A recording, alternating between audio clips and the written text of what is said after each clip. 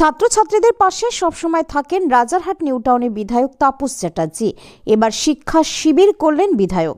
বিধাননগর পৌর নিগমের 1 নম্বর থেকে 5 নম্বর ওয়ার্ডের মাধ্যমিক পরীক্ষার্থীদের নিয়ে শিক্ষা শিবির হয়। 3 দিন ধরে বিষয়ভিত্তিক শিক্ষক শিক্ষিকাদের নিয়ে মাধ্যমিক পরীক্ষার্থীদের প্রাক প্রস্তুতি করানো হচ্ছে।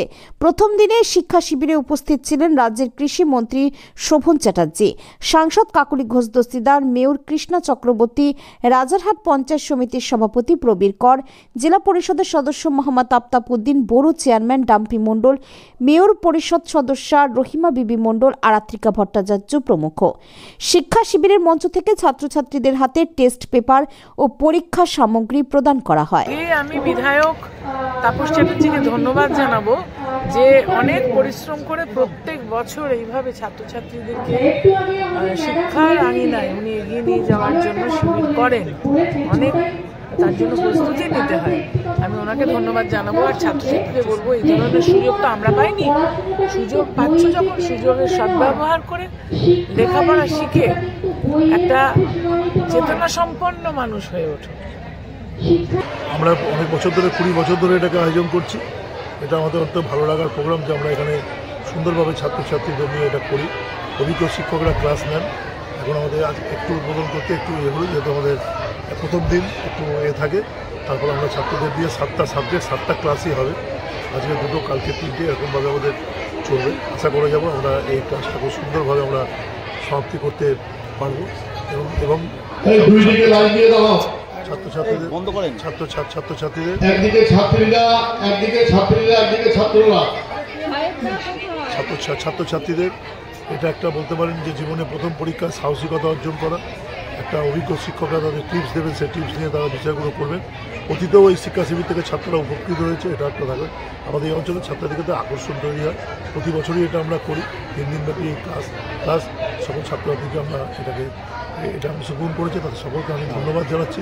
বিশেষ করে একদম যারা দারিদ্র থেকে আসেন ছাত্রছাত্রীরা এখানে আসেন, বিভিন্ন থেকে শিক্ষকরাও সাহায্য করেন। তারা বিনা পয়সায় পড়ানোর জন্য 3 দিন আমাদের সাহায্য করেন বিভিন্ন বিভাগের শিক্ষকরা। তাদের কাছেও আমরা কৃতজ্ঞ। এই অঞ্চলে আমরা এই কাজটাকে প্রয়াস করি।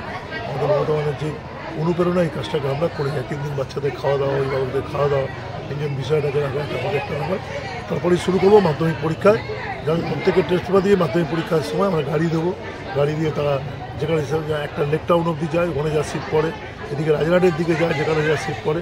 আর আমাদের এখানে 2টো স্কুলে মোটামুটি সিট পড়ে, রামকুমারে এবং কাদিয়াটিতে। সেখানেও আমরা বসার ব্যবস্থা, পেপারের ব্যবস্থা, জলের ব্যবস্থা, চায়ের ব্যবস্থা, বাচ্চাকে ঢোকার সময় ফলের ব্যবস্থা, সবটা আমরা করি। পরিপূর্ণভাবে ছাত্রছাত্রীদের পাশে আমরা থাকি। মোবাইল ব্যাপার, বিজ্ঞান প্রযুক্তি অগ্রগতি যুগে মোবাইল একটা জেনারেল ব্যাপার।